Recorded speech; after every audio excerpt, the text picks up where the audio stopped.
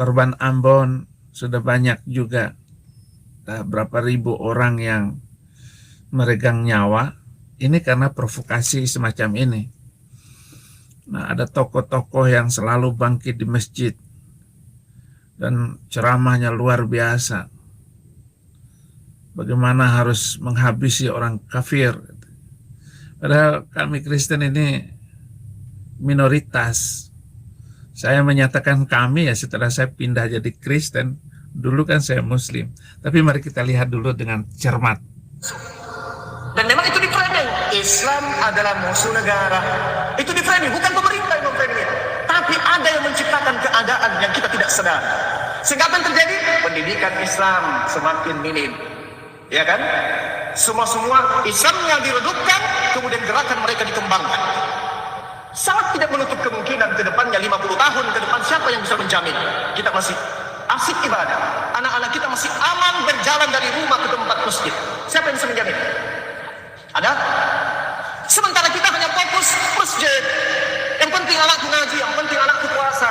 Kita tidak pernah memberikan asupan untuk membentengi akidahnya. Sedangkan Rasulullah mengajarkan tentang akidah. Sebentar dulu Bang Zuma. Memang Islam itu bukan musuh negara, tapi musuh kehidupan dari zaman ke zaman yang telah menimbulkan kericuhan, menimbulkan apa saja, seperti badai yang menimpa suatu kawasan, ditimpa, diluluh lantakan, diputarnya, diputar belit, ular beludak. Siapa yang bisa tahan untuk mengikuti keyakinan yang sangat keras seperti itu? Memang bukan musuh negara lagi, musuh kemanusiaan. Di framing, siapa yang memframing? Kamu lihat itu akibatnya. Nggak ada yang maju negara-negara yang model pengajaran seperti kamu, Zuma. Dan kamu harus bertanggung jawab atas kebodohan yang kamu lakukan. Kalau perlu, biarkan. Tinggalkan keyakinan macam begitu. Kamu tahu pemberontakan Kahar Muzakkar. Jangan-jangan kamu cucunya. Cucu Kahar kamu. Mau melakukan pemberontakan lagi. Negeri ini sudah aman. Gak usah kamu menyerang, memprovokasi. Adu saja kebenaran ajaran gitu. Kebenaran tokoh. Kamu sudah masuk, saya uji ketokohan kamu. Kamu gak memiliki apa-apa. Hanya omongan keras. Tetapi tidak memiliki ilmu dan semangat kebaikan. Nggak ada yang kamu miliki itu, Zuma.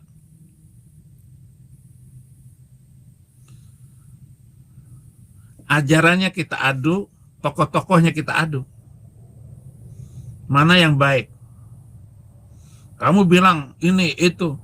Saya ini ada jauh di negeri orang karena tokoh-tokoh kamu yang tidak toleran. Saya ditangkap atas perintah Mr. Chaplin dari Makassar itu. Si kumis tipis itu. Padahal saya nggak pernah nyinggung-nyinggung dia. Yang marah Bareskrim. Maunya saya dibawa ke Indonesia, nggak mau lah saya. Terlampau banyak kejahatan yang kalian lakukan itu. Gereja kalian tutup. Orang ibadah kalian ganggu. Ini gara-gara Zuma ini. Provokasi seperti ini adalah provokasi manusia yang tak berakal sehat. Orang-orang yang kumpulan orang gak sehat itu adalah kalian itu. Masa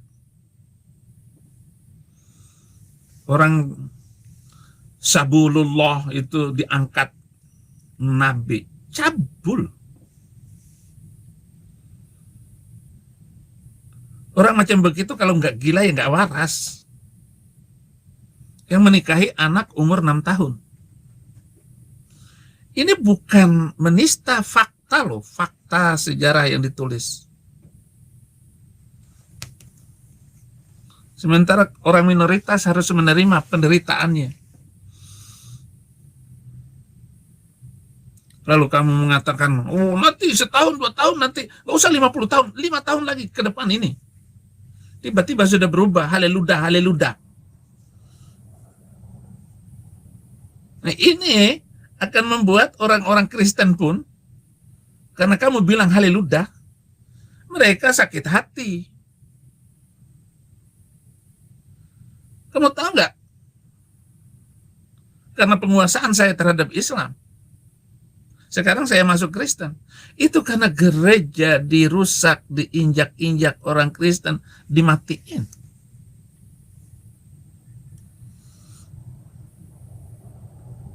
Dihina kekristenan, saya masuk Kristen. Kemudian saya pelajari kekristenan, ini ajaran yang bagus. Ini saya kasih judul ini, Zuma provokatif. 13 tahun lamanya sebelum Rasulullah mengajarkan tentang syariat. Sebelum mengajarkan kemudian sholat, sebelum mengajarkan puasa, yang ditanamkan adalah akidah. Apa itu? Qul ya ayyuhal kafirun, la a'budu ma ta'budun, dan seterusnya. Nah kita saat ini harus bangkit, harus bangun, lawan gerakan kristenisasi. Jangan pura-pura tidak tahu. Tiba-tiba orang membangun tempat ibadahnya di sini, di sana, di sini, di sana. Yang tadinya cuma 5 orang, tapi mereka bikin, istilahnya mereka bikin tanda. Karena kita dianggap sebagai apa? Domba sesat. Emang kamu bukan domba sesat. Bangsa yang tidak bermoral. Manusia biadab. Bukan sekedar domba sesat. Masih enak dibilang domba sesat. Manusia-manusia yang menebarkan kebencian kepada sesama umat manusia. Manusia-manusia yang sudah tidak memiliki otaknya. Lihat Habib-Habib itu merampas harta kekayaan orang, mengangkat-ngangkat diri Nabi. Kamu dan nanti sebentar lagi kamu dianggap sebagai Habib itu. Saudara, dia membaca lakum dinukum waliyadin. Ayat itu sudah dihapuskan, sudah dibatalkan, sudah dinasahkan oleh ayat-ayat yang ada di Madinah dengan mengajarkan bagaimana mengasah golok, mengasah tombak. Kebencian. Sebentar lagi lahir kerusuhan Poso itu. Kamu mau sebarkan ke seluruh Indonesia dengan model ceramah seperti itu. Prabowo ke depan ini harus menghentikan Zuma ini. Ini manusia yang sangat berbahaya sekali. Kalau dulu saya kelas 2 SMA sudah ditangkap oleh Kodim di Bima. Bahkan saya bersanding dengan mahasiswa dari Unhas yang juga sama, provokasi, ceramah kayak begini nih. Tetapi setelah saya menjadi Kristen, saudara-saudara, ajaran Kristen itu yang paling bagus untuk menyambung toleransi dan damai itu yang diajarkan oleh Pancasila. Ini Quran bertentangan dengan undang-undang negara, Quran bertentangan dengan Pancasila, Undang-Undang Dasar 45. Makanya jangan diajarin lagi, Zuma.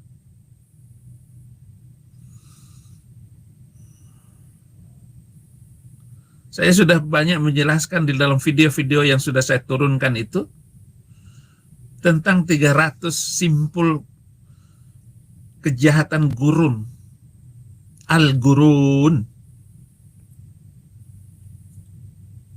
Nggak bisa, jangan diajarkan lagi. Maju kena, mundur kena. Nggak sekolahkan di pesantren. Anak saya kurang pandai agama, disekolahkan jadi penjahat agama, dititipkan di pesantren, dicabulin guru. Mana, nggak ada amannya ajaran itu.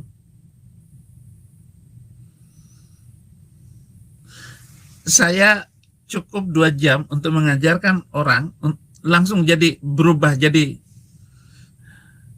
membawa ransel berisi bahan peledak di punggungnya.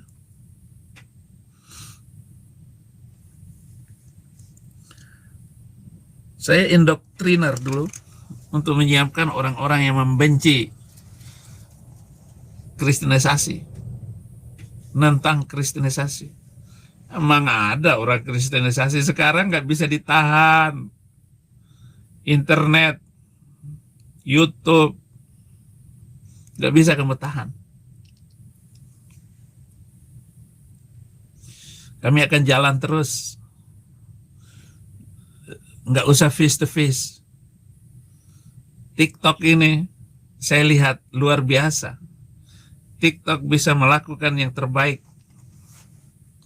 Jangan mundur kalian karena 1 orang ditangkap. Rudi Simamora. Jangan takut ditangkap. Jangan takut dilaporkan.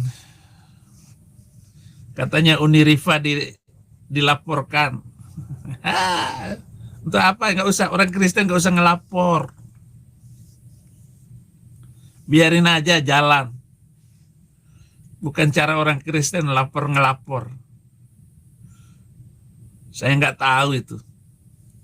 Kelompok mana yang ngelaporin Unirifa. Karena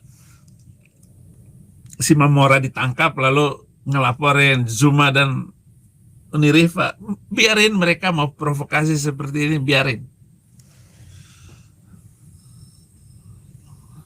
Saya bisa membalas omongan ini. Misalnya di sini, mayoritas Islam.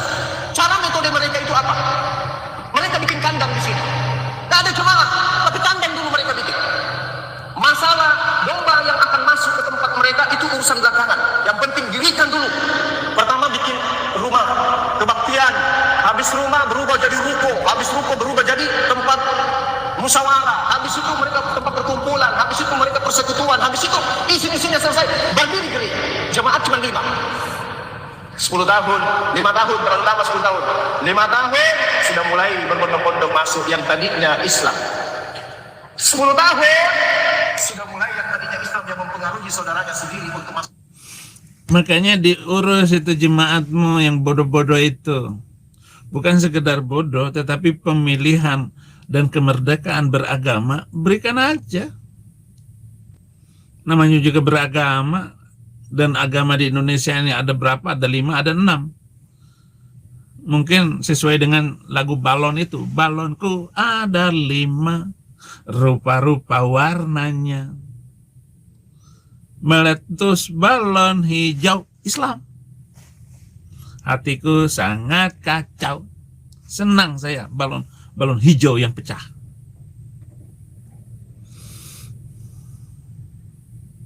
Biar pecah itu balon hijau. Silakan kamu mempertahankan dirimu dengan omongan seperti itu. Tuhan punya cara untuk meluluh lantakkan hati manusia bahwa Kristen yang paling benar.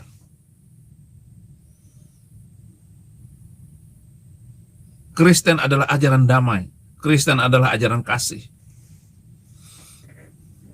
Ya, sekali-kali kasih tampar. Menghina sekali kalian ini. Tidak ada debat Juma yang bermutu. Tapi memang begitulah Islam dipertahankan dengan cara aneh. Ya'ti ala nasi zamanul la yabqa minal Islam illasmu. Akan datang suatu zaman Islam tinggal nama, Allah. Sudah berapa nama Saifuddin itu yang masuk Kristen? Sudah berapa banyak nama Muhammad masuk Kristen? Tinggal nama Zuma yang belum masuk. Masuk Zuma.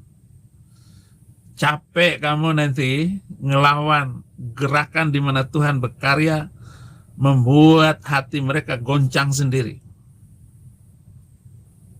Memang bukan 50 tahun, 10 tahun ke depan. Kamu tahu dan berapa persen nanti kalau mau menjajaki berapa jumlah penduduk Indonesia sebenarnya dan berapa perkembangan kekristenan di Indonesia. Selama ini kalian menghina terus. Kita hina itu. Kita putar balik otaknya. Allah itu nggak ada, Allah itu bohong. Nggak ada Allah itu. Karangan Mamat.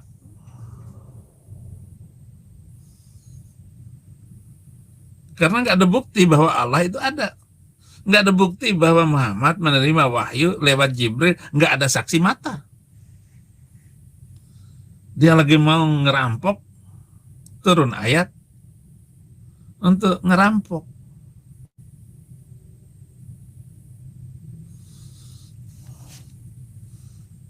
Ketika seorang sahabat bertanya, aku mau melihat kamu menerima wahyu.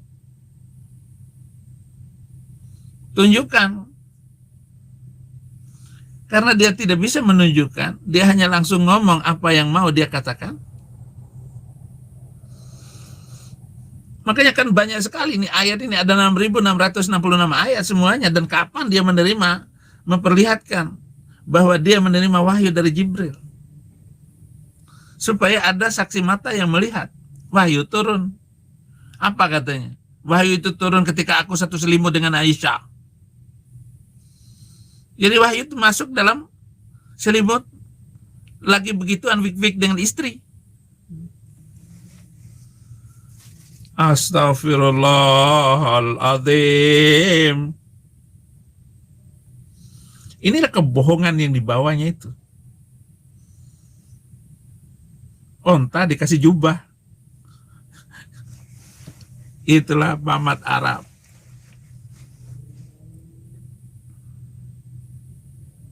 Mat.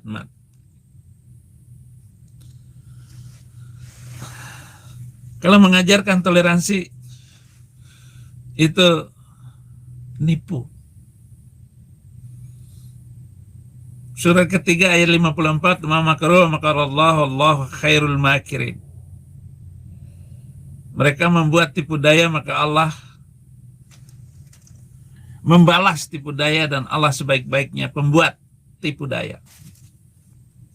Saya nggak tahu apakah terjemahan ini sudah diubah oleh Departemen Agama apa belum.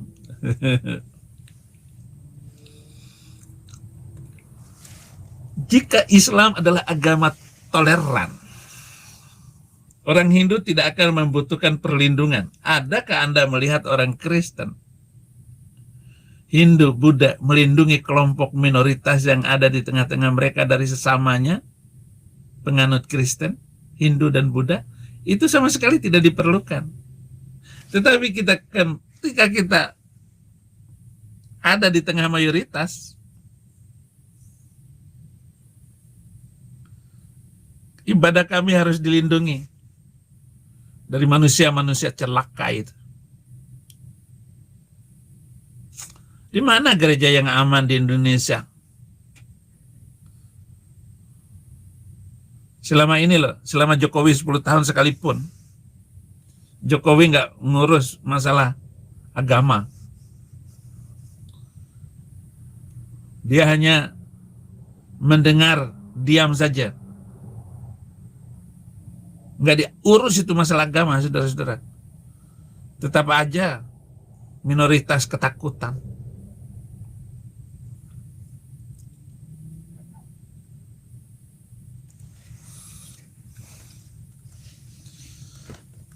Masalahnya agama ini sudah menyebar ke seluruh dunia. Dan kita akan bisa melihat bagaimana intoleransi yang dicatat oleh dunia, oleh media massa, kasus intoleransi, kasus peledakan-peledakan, lengkap semua. Itu dari mana? Siapa yang melakukannya?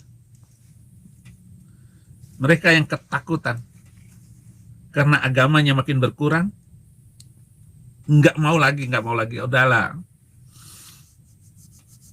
Terlalu banyak undang-undang dan aturan. Sentuh itu nggak boleh. Menghina wanita.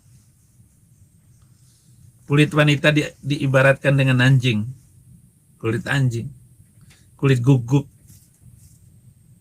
Wudhu nih. Wudhu. Sentuh tangan sama laki, batal wudhu. Batal wudhu. Harus diulangi lagi. Kumur-kumur, cuci muka, nenek, kepala, kaki. Itu namanya wudhu. Sebelum sholat. Tapi sentuh tangan dengan kambing, nggak apa-apa. Nggak batal. Sentuh tangan dengan bulu ayam, nggak apa-apa. Sentuh tangan dengan kucing, nggak apa-apa. Giliran sentuh tangan sama anjing, batal. Sentuh tangan sama wanita batal. Sentuh tangan sama anjing batal. Berarti kulit wanita sama dengan kulit guguk. Kalau nggak gila, emang gila ya. Orang yang ikut keyakinan itu tuh orang yang sudah nggak waras. Nabi yang haus air merah dari tubuh manusia. Nabi yang haus dengan janda-janda kepala suku yang sudah ngek oleh gara-gara dia. Diambil jandanya. Astagfirullahaladzim. Dia melakukan pengepungan terhadap orang-orang Yahudi dan Bani Najran. Dia kepung habis itu orang-orang. Dia ambil istri kepala suku. Kepala suku itu adalah orang kaya, Yahudi, bangkir. Dia menyimpan emas permatanya itu di dalam tanah. Ketangkaplah Safiyah binti Huyai. Suaminya dibawa ke hadapan Nabi. Lalu ditanya, di mana harta karun yang kamu simpan? Kalau kamu bisa menunjukkan harta itu, kamu dibebaskan. Nggak akan dibikin ngek. Saudara ditunjukkan tempatnya, digali, dan emas permata itu sudah ada di tangan kanjeng itu. Sudah ada di kanjeng Nabi. Dia ingkar. Kanjeng itu ingkar, saudara-saudara. Suami Sofia langsung ngek di hadapan mata Safiyah yang sedang dipangku oleh kanjeng itu.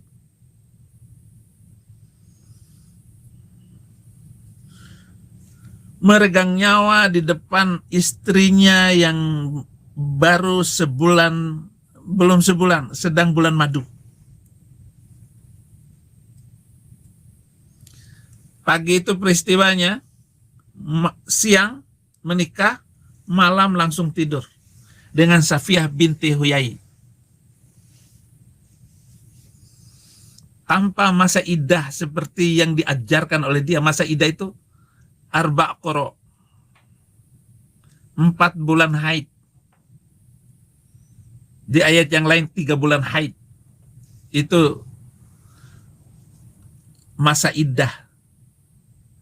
Pisah dengan suami yang lama, kawin dengan yang baru, harus tunggu minimal 4 bulan. Ini langsung, saking nggak tahannya itu, haus darah dan haus perawan. Kira-kira siapa yang mau mengikuti ajaran kayak begitu? Kalau sudah manusianya itu miring, itulah syarat. Pejabat-pejabat, saudara, panglima-panglima mengikuti ajaran yang begitu tidak masuk akal, yang disembunyikan berabad-abad.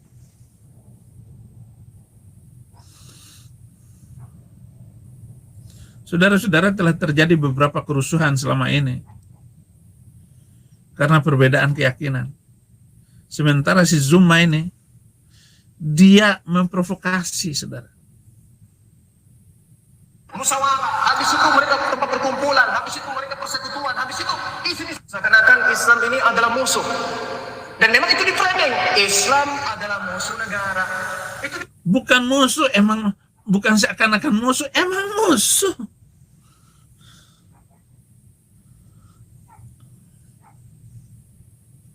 Kamu akan lihat ini di masa-masa yang akan datang nih, nggak bisa diterapkan.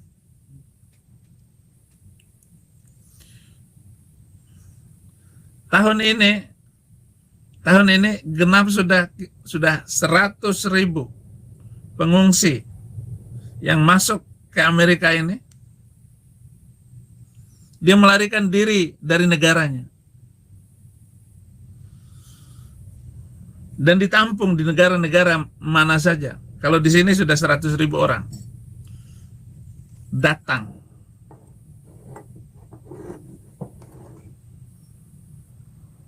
Di Eropa sekarang sudah jutaan orang. Di Inggris 5 juta orang masuk ke negara Inggris. Dan nggak lama lagi mereka akan menguasai negara-negara itu. Itu sebabnya kita harus mengajak mereka untuk kembali kepada kebenaran.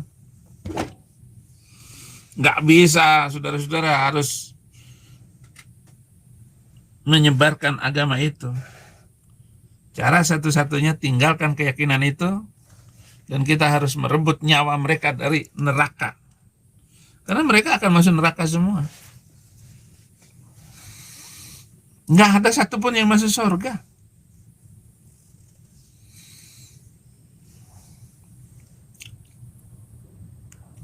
Di mana-mana terjadi kerusuhan karena agama ini.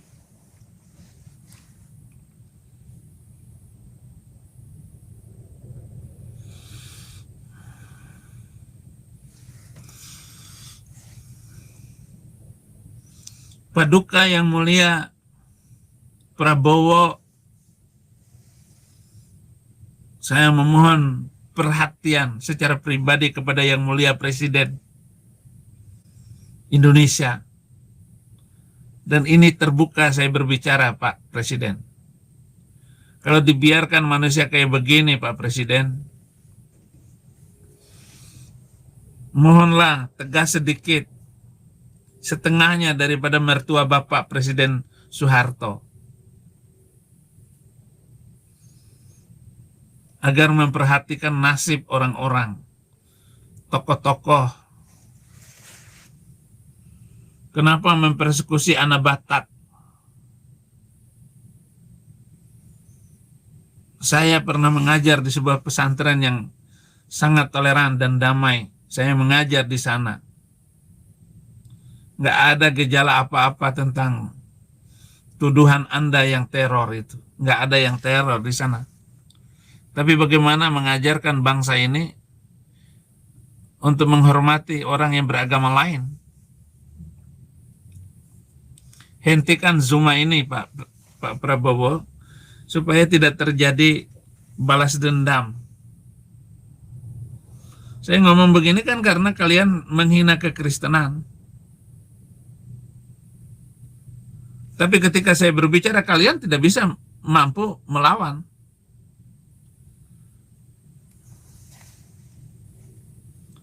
Sejarah lengkap sekali tentang dia haus seks itu. Ayat-ayat kitab itu penuh dengan cerita seks melulu. Wahyu kok tentang kanjeng kawinin mantu. Nikahin mantu sendiri dikawin. Teganya.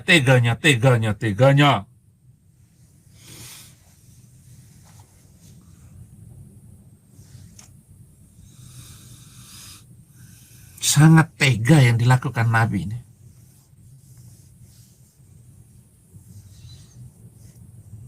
Mohon agar jangan ada lagi gereja dirusak, Pak. Atau cabut itu pasal penistaan agama, biarkan agama berkembang sendiri. Saya pastikan itu agama itu langsung ngek. Keyakinanmu yang ngek.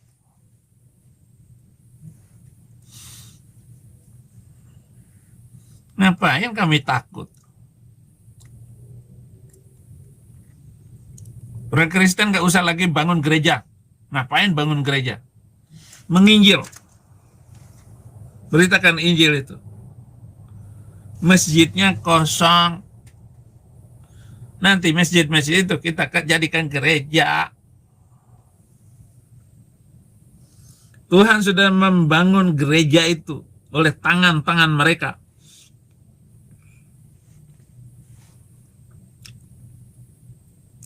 Mereka sendiri yang menghancurkan, membongkar bangkir ajarannya.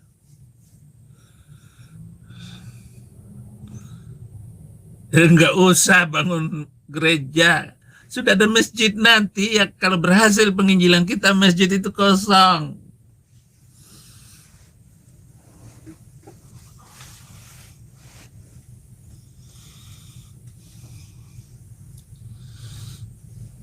Kosong.